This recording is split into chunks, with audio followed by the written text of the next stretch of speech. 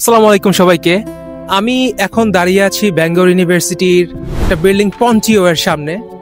আর এখানে আমরা পন্টিও বিল্ডিংটা দেখতে পাচ্ছি। আর আজকে একটা বিষয় নিয়ে একটু কথা বলবো। এখানে একটা মেমোরিয়াল দেখতে পাচ্ছি। মেমোরিয়ালটি হচ্ছে in memory of the heroic sons of Gwynedd and পাওয়েস।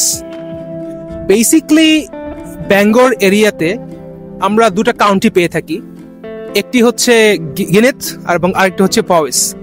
তো প্রথম বিশ্বযুদ্ধের সময় এখানকার যে বীর মুক্তিযোদ্ধারা ছিল তাদের ত্যাগকে যেন এখানকার স্টুডেন্ট ভুলে না যায়, এজন্য তাদের স্মরণে এখানে একটি মেমোরিয়াল করা হয়েছে। সো এটা 1914 সালে স্থাপিত, in memory of the heroic sons of Gwynedd and Powys. আমরা এটা দেখতে পাচ্ছি এবং ওয়েলসের বিভিন্ন জায়গায় এ ধরনের মেমোরিয়ালগুলো থাকে যাতে তাদের ভবিষ্যৎ প্রজন্ম তাদের বীর যোদ্ধাদের কখনো ভুলে না যায়। তো এই বিষয়টি দেখে খুবই ভালো লাগলো। আর সবচেয়ে গুরুত্বপূর্ণ জিনিস হচ্ছে ইউনিভার্সিটির সামনে এবং বিভিন্ন পয়েন্টে পয়েন্টে এরকম অনেকগুলো মেমোরিয়াল আছে, যেটা সত্যি সত্যি খুব প্রশংসনীয় এবং ইতিহাসকে তারা কখনো ভুলে যায় না। এই জিনিসটা খুবই ভালো লাগে। এবং এখানে আরেকটা জিনিস খুব ভালো আছে, সেটা হচ্ছে তাদের ফার্স্ট ল্যাঙ্গুয়েজ হচ্ছে ওয়েলশ। তার মানে ইংলিশকে তারা প্রায়োরিটি দেয় অ্যাজ এ সেকেন্ড ল্যাঙ্গুয়েজ হিসেবে। কিন্তু এখানকার যারা লোকাল আছে তারা সবসময় ওয়েলশ ভাষায় কথা বলতে স্বাচ্ছন্দ্য বোধ করে, কিন্তু ইংলিশ দিয়েও সব ধরনের কাজ করা যায়। সো পন্টিও নিয়ে কয়েকটা কথা বলতে চাই। ফার্স্ট অফ অল, পন্টিও হচ্ছে ব্যাঙ্গালোর ইউনিভার্সিটির একটি সাংস্কৃতিক কেন্দ্র।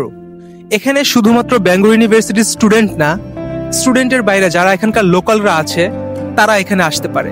তারা এখানে এসে এখানে বিভিন্ন ধরনের সোসাইটি আছে, স্টুডেন্ট ক্লাবস আছে। শুধুমাত্র তাই না, ভিতরে একটি ক্যাফেও আছে।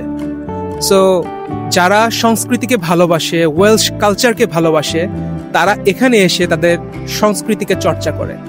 সো এটা শুধুমাত্র একটা ইউনিভার্সিটির পার্ট আমি বলবো না, এটা হচ্ছে ওয়েলশ লোকাল পিপলদের জন্য একটি জমায়েত হওয়ার জায়গা, যেখানে এসে তারা এন্টারটেইন হয় এবং তারা তাদের সংস্কৃতিকে চর্চা করে।